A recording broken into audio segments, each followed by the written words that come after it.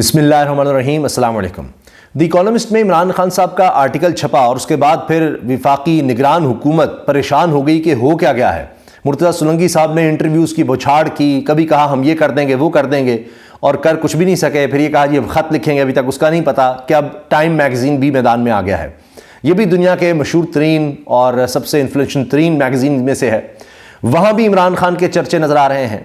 اب ماننا پڑے گا کہ عمران خان صاحب اتنے مضبوط اعصاب کے مالک ہیں کہ کسی نے نہیں سوچا تھا, کوئی نہیں سوچ سکتا تھا. یہ ضرور تھا کہ اچھا انہوں نے دعوے کیے کہ جناب میں آخری گیند تک لڑوں گا اور میں ہار نہیں مانوں گا. ان کے بہت سے کلپس ہیں اس طرح کے کہ ہارتا وہ ہے جو ہار مان جاتا ہے. تو جب آپ ہارنے کے بعد اس سے سیکھنے کی کوشش کرتے ہیں تو پھر آپ کو ہار بھی ہرا نہیں سکتی. اب آپ سوچئے کہ کہاں تاریخ میں ایسا ہوا ہے. اب تو قانون دان بھی تاریخ دان بھی اس پر حیران پریشان ہیں کہ 200 کیس کسی شخص پر بنے, سارے کے سارے اس کے کیس جیل میں ہی سنے جائیں, وہ کہیں کسی سے اس طرح مل نہیں سکتا, صرف وکیل جائیں گے, اس کو تنہائی قید تنہائی میں اس کو رکھا ہوا ہے.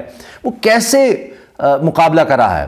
اب آپ دیکھیں کہ وہ جو ہے نا آخری گیند تک لڑنے والی بات, اب تک بہت سے لوگ آپ سمجھیں کہ میدان چھوڑ کر بھاگ چکے ہوتے ہیں, بائیک آؤٹ کر چکے ہوتے ہیں. میاں نواز شریف صاحب تو کب کے چلے جاتے ہیں, وہ تو ابھی ساری سہولت کاری کے بعد بھی باہر نہیں آ رہے. آپ اندازہ لگائیے ان کا تو اتنا برا حال ہے. اور جو اب مسلم لیگ نون کے حوالے سے لیٹسٹ جو فگرز آئے ہیں کہ جناب ان کو تو ساری جگہوں پر امیدوار ہی نہیں ملے. اور تحریک انصاف کا کمال دیکھیے کہ ہر حلقے سے شاید واحد جماعت ہے پاکستان کی, بلکہ یقیناً واحد جماعت ہوگی جس نے ہر حلقے سے امیدوار کھڑا کیا ہے, کیا صوبائی اور کیا جناب وفاقی سطح پر, یعنی نیشنل اسمبلی کے انتخابات ہوں. اچھا اب آپ دیکھیں کہ عمران خان صاحب کے حوالے سے گوگل تک میں اگر آپ دیکھیں جہاں بھی بات ہو رہی ہے کہ سب سے زیادہ کس کی بات ہو رہی ہے, تحریک انصاف کی, عمران خان کی. اندازہ لگائیے آپ ہر سطح پر ہر لحاظ سے. تو گوگل کے حوالے سے بھی اب جو نئے سٹارٹ سامنے آئے ہیں اس میں بھی جناب مقبولیت سب سے زیادہ نہیں, ساری جماعتیں ایک طرف, تحریک انصاف ایک طرف, پھر بھی آگے ہے.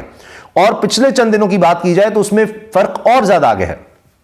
اور شیئر یہ چیزیں کون کر رہا ہے, بے نظیر شاہ جیسی صحافی جو کہ عمران خان صاحب کی شدید ترین ناقد رہی ہیں, رپورٹ کارڈ پروگرام میں بھی بہت ایکسپرٹ تجزیہ کر بیٹھتی ہیں. اس طرح آپ کو ریما عمر مل جائیں گی, وہ بھی آپ جناب کہتی ہیں کہ جناب جسٹس قاضی فیصل صاحب نے جو فیصلہ سنایا بالکل غلط ہے, وہ غیر آئینی ہے, غیر قانونی ہے, وہ فیصلے پر شدید تنقید کر رہے ہیں. آپ مطیع اللہ جان صاحب کو دیکھیں, سینئر صحافی, اور سب کہتے ہیں جی وہ عمران خان صاحب کے شدید ترین ناقدین میں سے وہ, آج وہ کیا بات کر رہے ہیں بلے کا نشان چھیننے پر, سپریم کورٹ کے فیصلے پر. اسد طور وہ بھی, یعنی یہ وہ لوگ سمجھے جاتے ہیں کہ جو سب سے زیادہ عمران خان صاحب پر تنقید کرنے والے لوگ تھے, وہ بھی آپ ظاہر ہے کہ کہہ رہے ہیں کہ یہ تو بڑی زیادتی ہو رہی ہے, بڑا ظلم ہو رہا ہے. تو عمران خان صاحب نے ان کو بھی قائل کر لیا اپنے اس جذبے سے, اپنی دلیری سے, اپنے حوصلے سے کہ وہی آخری گیند تک, یعنی سسٹم میں کہاں خرابیاں ہیں, جو بڑے بنتے تھے جناب ہم آئین کے قانون کے بڑے محافظ ہیں, یہ ہے وہ ہے, سب ایکسپوز ہو کے رہ گئے. ہر ادارے کے بارے میں آپ دیکھیے کیا بات ہو رہی ہے. حسنات ملک صاحب سینئر رپورٹر, اور آپ کو بہت سے مل جائیں گے, یہ تو میں چند ایک کے نام لے سکا ہوں. اسی طرح آپ دیکھیے کہ کئی اینکرز آپ کو مل جائیں گے, وہ کہتے ہیں واقعی جناب. پھر میں ایسے رپورٹرز کا حوالہ دے سکتا ہوں جو کہتے ہیں کہ جی ہم غلط تھے, ہمارے اندازے غلط نکلے کہ جی یہ جج ہے, یہ بالکل اپرائٹ ہے, یہ ایسے ہے ویسے ہے, وہ ویسا نہیں نکلا اور میں اس پر معذرت چاہتا ہوں. یہ سوچیں آپ ذرا, یہ کیسے ممکن ہو سکا ہے, یہی بات کہ کھڑے رہنے سے. اب ایک چیز تو یہ کہ جناب جس طرح گوگل نے بتایا, اور اس کو میں جس طرح کر رہا ہوں, بے نظیر شاہ صاحب نے اس کو کیا بھی ہے, ٹویٹ بھی کیا ہے, اور وہ بتاتی ہیں کہ جی پچھلے چند دن میں 77% جو سرچ ہے وہ پاکستان تحریک انصاف کی ہے, صرف 14%, 77% تحریک انصاف, 14% مسلم لیگ نون, پاکستان پیپلز پارٹی 3%, تحریک لبیک 2%, اور اس طرح جناب دیگر پارٹیز جو ہیں, متحدہ قومی موومنٹ ہے وہ بھی اس سے پیچھے. اب اس سے اب وہ 1% پہ ہے متحدہ قومی موومنٹ پاکستان. تو آپ اندازہ لگائیے کہ گوگل سب سے بڑا سرچ انجن, وہاں کیا ہو رہا ہے. اچھا ایک کلپ وائرل ہے کہ جی حامد میر صاحب کا پروگرام ہے اور وہاں ایک نوجوان سوال کے لیے اٹھتا ہے, کہتے ہیں کیا نام ہے, کہتے ہیں عمران خان. تالیاں بجنی شروع ہو جاتی ہیں. مرتضیٰ سولنگی صاحب کوئی عجیب و غریب بات کرتے ہیں, وہیں پر لوگ ہنسنا شروع کر دیتے ہیں کہ جناب بڑا اچھا فیصلہ آیا ہے.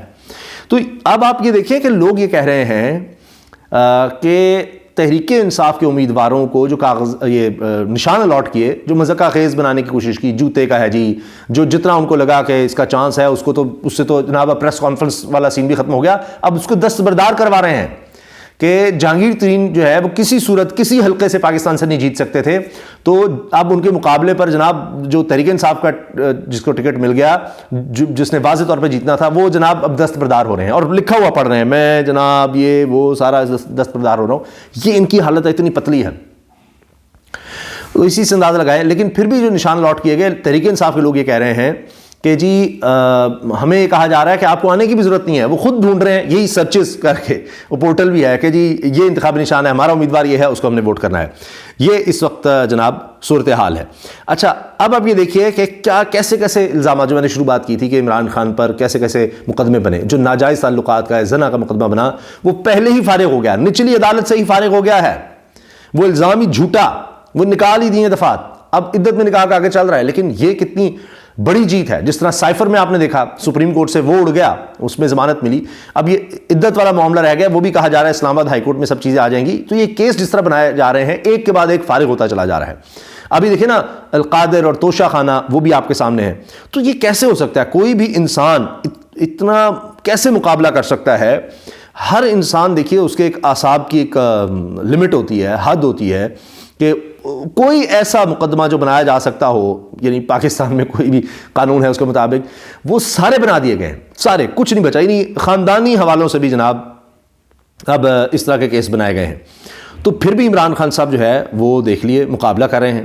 اب ملاقات ہو رہی ہے, اس میں بھی قرآنی آیات کا حوالہ دے رہے ہیں. اچھا یہ ایک اللہ تعالیٰ کا خاص فضل اور کرم ہوتا ہے بندے پر کہ مشکل وقت میں اگر وہ اللہ تعالیٰ کی طرف بڑھتا ہے, یعنی اللہ تعالیٰ سے رجوع کرتا ہے, اللہ کے قرب کی طرف جائے.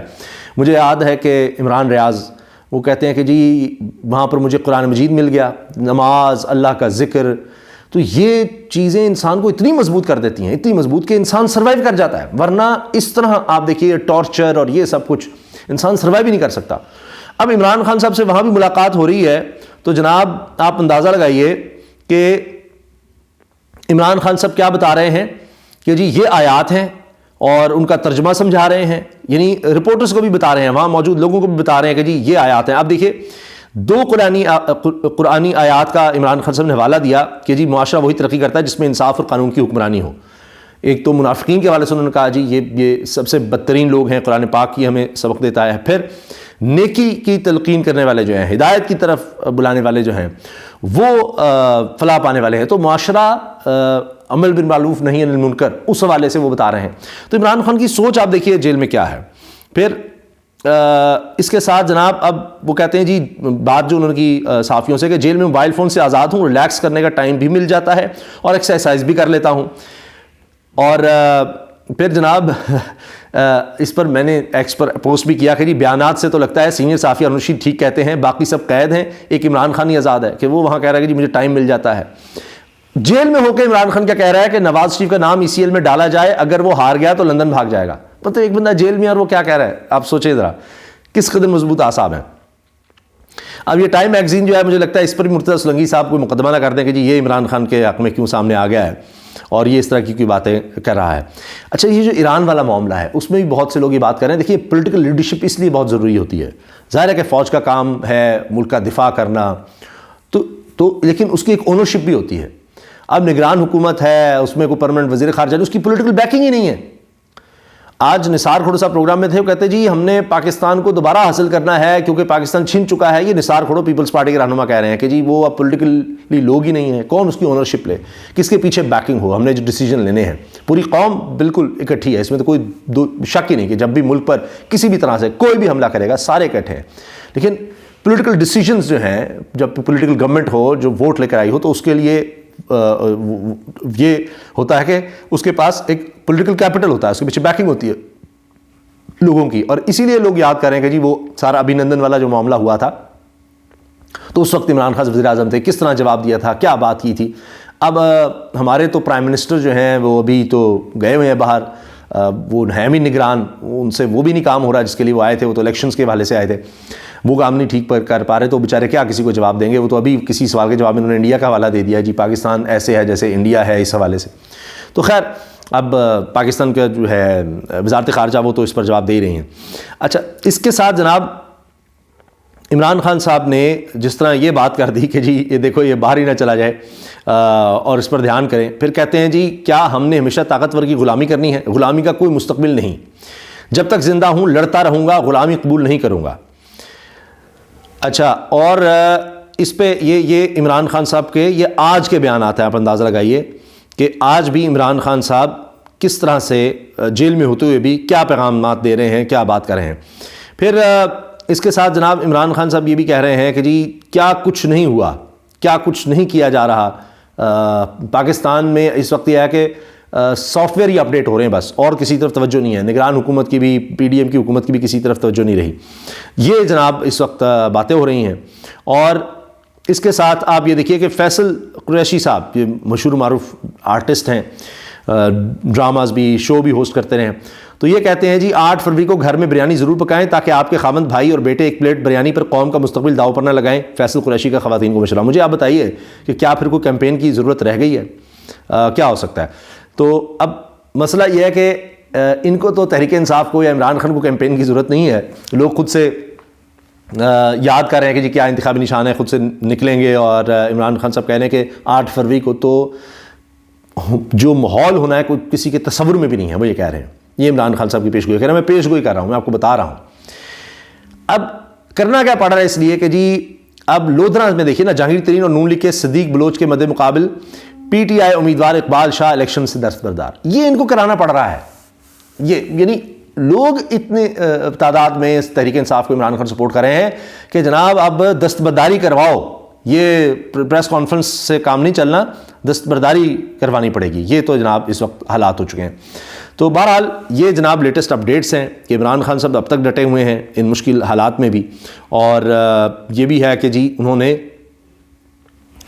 شیخ فضل مروت کو بھی اب بلا لیا ہے. اب دیکھتے ہیں کہ ان کو مزید کیا ڈیوٹی دی جاتی ہے. فی الحال سیاسی سرگرمی انہوں نے کہا جی روکو اور آ کر مجھ سے ملو. تیمور سلیم جھگڑا صاحب کہتے ہیں جی پختونخوا کے انتخابی نتائج سرپرائز دیں گے, عوام ہمیں کہتے ہیں کہ آنے کی بھی ضرورت نہیں. میں نے آپ سے جس طرح عرض کیا, اور یہ معاملات چل رہے ہیں. لیکن یہ ایک بڑا ہی جو خطرناک چارج لگایا گیا تھا عمران خان صاحب پر ناجائز تعلقات کا, آپ دیکھیے وہ کس طرح سے نیچے سے ہی ختم ہو گیا ہے. تو کیسز بنائے جا رہے ہیں, کیسز ختم بھی ہو رہے ہیں, اور عمران خان صاحب اب بھی ڈٹے ہوئے ہیں, اور وہ جیل میں ہوتے ہوئے بتا رہے ہیں کہ میں یہی ہوں, میں کہیں نہیں جا رہا. یہ نواز شریف کہیں نہ بھاگ جائے جیسے ہی الیکشن رزلٹ سامنے آئے. تو یہ جناب اس وقت عمران خان صاحب کا سٹیٹ آف مائنڈ ہے. اللہ حافظ.